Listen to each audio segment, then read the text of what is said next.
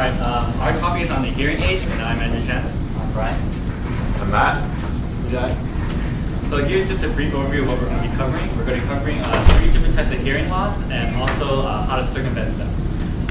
The first type of hearing loss I will talk about is sensorineural hearing loss. And what this is that when there is damage to the inner ear or the cochlea or the nerve pathway to the brain into the cochlea. This can be caused by multiple reasons, and more natural reasons are caused by old age and immune disorders. Another more external factors are probably trauma and noise exposure, such as from accident or being in concert a lot, rave, or just wearing your headphones and playing it at a really loud level. With this kind of hearing loss, it can't be medically or surgically treated, so its damage is permanent and you'll have to resort to hearing aids. The effects of this kind of hearing loss is, of course, you have reduced hearing in that you can't hear where certain sounds are coming from, so you can't differentiate the direction. And also, some noises will be muffled and you might not be able to hear faint noises. Here are following over a few types of hearing aids. There's the conventional air conduction hearing aids, and these are usually for people with mild to severe hearing loss. And one example is the DSP, or digital sound processor. This basically converts sound from digital to analog to digital, and it goes to the filter and to amplification. People that use the bone anchor hearing devices, such as the Baha or Cross. These are people that usually have infection from the ear from the conventional, or they have single-sided deafness, hence they have to use the bone anchors. For people that usually have a mild to severe, they use the implantable middle ear devices. This is a relatively new technology, but it pretty much uses a piezoelectric or a electromagnetic transducer, and it creates an electrical energy, and that allows the person to hear through this device. For people with severe hearing loss, they will have to resort to the CI or cochlear implant, and this so far has been proven to be the best hearing device, but it's only advised for people with severe hearing loss. Second type of hearing loss is conductive hearing loss. Conductive hearing loss happens when there is a problem conducting sound waves anywhere along your auditory path, being your outer, your middle, or your inner ear. Some common causes is ear infections in the middle ear or collection of fluid in the middle ear, blockage of the outer ear, most commonly by wax, is a big problem as well. Otosclerosis, which is a condition where the ossicles of your middle ear harden, so they don't vibrate and conduct the sound. Head trauma can also cause ruptures to the eardrums or damage to the ossicles as well. That's also conductive hearing loss. These common causes generally can be treated. Ear infections can be treated with antibiotics. Fluids can be drained out. Eardrums can be fixed with surgery or antibiotics.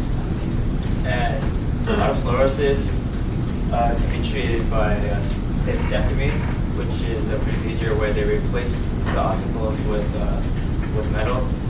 And then lastly, if none of these, if you can't treat it with any of these treatments, hearing aids can be used. The last type of hearing loss that we're going over is unilateral hearing loss, which is basically just the loss of hearing out of one ear. It's usually caused by head trauma or various kinds of illnesses and diseases. And the most common treatment for that is bone anchored hearing devices such as Baha or the Cross. Sensorineural hearing loss results in the loss of cochlear outer hair cells, and pretty much the cochlea, the way it's tuned, the spiral of it, basically is not as sharply defined to a specific frequency. Therefore, in acoustic terms, this basically means that hearing impaired need a higher signal to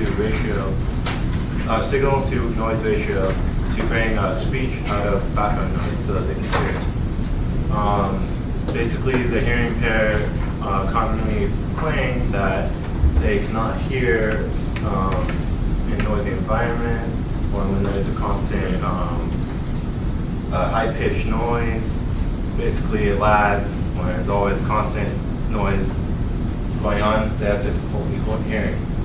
This is an example of traditional hearing aids. Starting on the left is in the canal hearing aids, in the middle is in the ear hearing aid, and on the right is behind the ear hearing aids. Next I will talk about digital hearing aids. Digital hearing aids consist of a microphone that converts a acoustic signal to electrical signal. It has a sound amplifier to increase the strength of the signal, and then a receiver that converts the electrical signal back to a sound, and a coupler to the ear canal, and a power source. Digital signal processing in the digital hearing aids deals with the issues of sound distortion, feedback, and sound fidelity.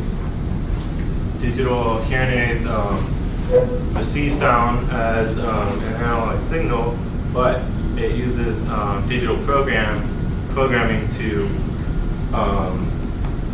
allow a greater flexibility in situations. The digital hearing aids will use preset programs to allow the user to specify what they want to hear in different situations. In order to better understand digital hearing aids, it's best to compare it with an analog hearing aid. An analog hearing aid basically amplifies. Amplification is obtained by alteration of voltage to the electrical signal before being converted back into acoustic signal. However, when sound needs to be even louder for a hearing impaired person, analog signal will, the sound will be distorted the greater the sound is amplified. Therefore, analog hearing aids have poor fidelity. They also have a reoccurring feedback that is a nuisance to those who are wearing analog hearing aids. Digital hearing aids process information better, they have a better circuit, and they run off of less power. It's very flexible because it allows programs to suit the user's need in certain situations. And the best part about digital hearing aids is that they have directional microphone, which improves the signal to noise ratio, and therefore speech is able to be heard while there's background noise. So Brian already went over ways that you can get conductive hearing loss, like